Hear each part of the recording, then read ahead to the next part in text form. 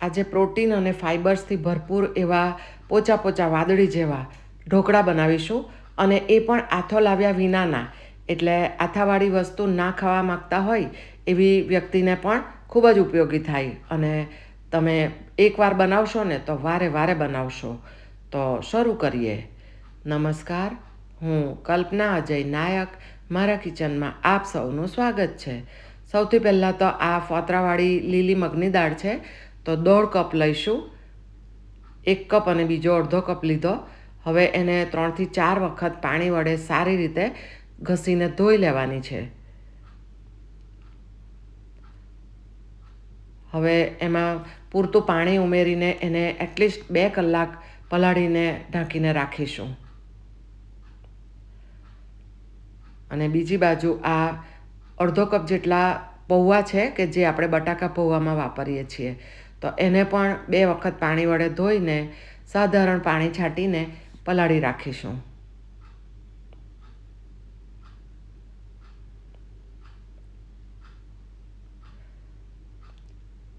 બે કલાક બાદ જોઈ લઈશું તો મગની દાળ ફૂલી ગઈ છે. જુઓ, તમે જોઈ શકો છો. અને સરસ આ હાથ વડે તમે દબાવો તો તૂટી જાય એટલી સરસ પલળી ગઈ છે. તો આ પાણી કાઢી નાખ્યું છે. અને હવે એક મિક્સર જાર લઈએ અને એની અંદર 2 ઇંચ જેટલું આદુને નાના ટુકડા કરીને ઉમેરીશું.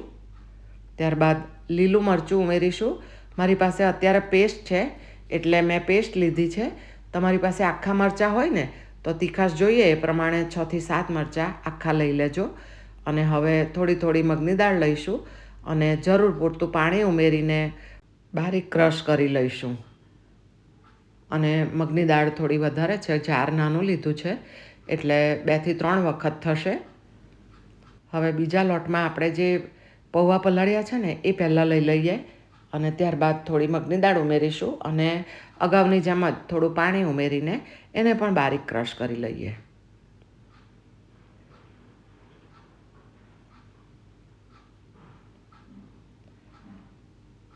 આમાં આપણે પૌવા લીધા હતા એટલે થોડું લાઇટ કલરનું આ બેટર થયું છે.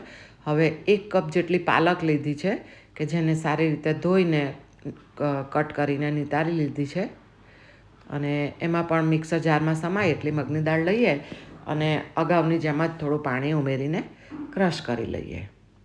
ત્યારબાદ મિક્સર જારમાં થોડું પાણી લીધું છે અને સાફ કરીને પાણી અંદર ઉમેરી દીધું છે. અને આ રવો છે 1 કપ લઈશું અને 5થી 6 ચમચી જેટલું તેલનું મોણ ઉમેર્યું છે.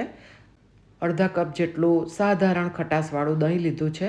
1/2 ટીસ્પૂન જેટલી હળદર અને સ્વાદ પ્રમાણે મીઠું ઉમેરીશું. લીલું મરચું આપણે ક્રશ કરવામાં ઉમેરી જ દીધું હતું. અને 1/4 ટીસ્પૂન જેટલી હિંગ ઉમેરી છે.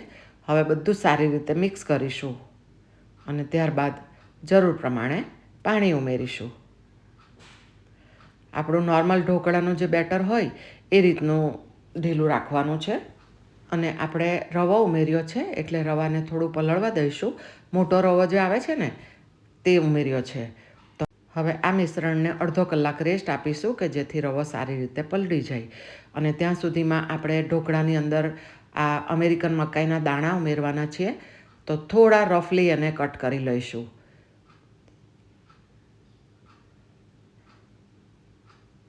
અને અડધા કલાક બાદ આપણે મિશ્રણ જોઈ લઈશું. તો હવે એની અંદર આપણે ચોપ કરેલા મકાઈના દાણા ઉમેરી દીધા. અને 1 ગાજર મેં છીણી લીધું છે. સાધારણ મોટા હોલવાળી છીણી વડે છીણ્યું છે. તમે બારીક ચોપ કરીને પણ ઉમેરી શકો ગાજરને. તો સારી રીતે મિક્સ કરીશું.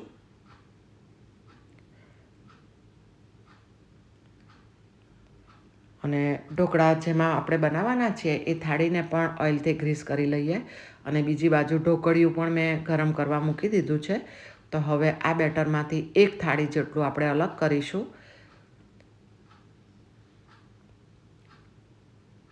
અને એમાં 1/2 ટીસ્પૂન જેટલો ઈનો ઉમેરીશું અને સારી રીતે મિક્સ કરીએ. અને ત્યારબાદ ઢોકળાની જે થાળી આપણે મૂકી છે તેની અંદર આ બેટરને મૂકી દઈશું. ગેસની ફ્લેમને મીડિયમ ટુ હાઈની વચ્ચે રાખવાની છે અને 12થી 13 મિનિટ જેટલું આ સ્ટીમ કરી લઈશું. એટલે આપણી ઢોકળાની થાળી રેડી થઈ જશે.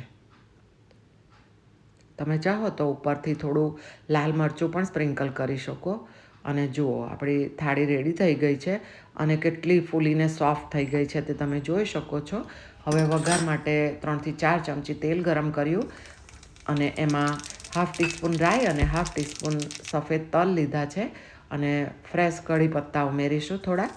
અને ત્યારબાદ આ વઘારને આપણે ઢોકળા ઉપર કરીશું. બાળકોના લંચ બોક્સ હોય અથવા તો બ્રેકફાસ્ટમાં તમે આ ઢોકળા બનાવી શકો. અને એની અંદર આપણે મેઇન તો મગની દાળ લીધી છે અને ત્યારબાદ એની અંદર ગાજર અને મકાઈના દાણા પણ ઉમેર્યા છે, એટલે સ્વાદમાં પણ ખૂબ જ સરસ લાગશે. ઉનાળાની ગરમી હોય કે શિયાળાની ઠંડક હોય કે વરસાદની સરસ મજાની ટાઢક થઈ ગઈ હોય જોરદાર વરસાદ આવ્યા પછી, ત્યારે ચા સાથે જો આ ઢોકળા ખાવામાં આવે ને તો મજા આવી જાય. તો ઉપરથી થોડી ચોપ કરેલી કોથમીર ઉમેરી છે અને જુઓ તમને બતાવું છું કે કેટલા સોફ્ટ અને જાળીદાર ઢોકળા થયા છે. તો હવે સર્વિંગ કરીશું અને લાસ્ટમાં હું ઢોકળાને તોડીને બતાવું ને ત્યારે ધ્યાનથી જોજો કે કેટલા સોફ્ટ અને જાળીદાર બન્યા છે. સાથે મેં ગ્રીન ચટણી સર્વ કરી છે અને ચટણી કેવી રીતે બને ગ્રીન ચટણી એનો અલગથી વિડીયો મેં આ ચેનલ પર પોસ્ટ કરેલો છે. તો આ થયા આપણા છોળાવાળી મગની દાળ એટલે કે ફોતરાવાળી મગની દાળના સરસ મજાના ઇન્સ્ટન્ટ ઢોકળા, એટલે કે આથો લાવ્યા વિનાના ઢોકળા. તો આ રેસીપી તમને કેવી લાગી એ મને કોમેન્ટમાં જરૂરથી જણાવજો. અને તમે જુઓ કેટલા સરસ થયા છે. આ માપથી 4 થાળી જેટલા ઢોકળા થશે. વાવ, જુઓ. અને તમારું ધ્યાન રાખજો અને આવજો.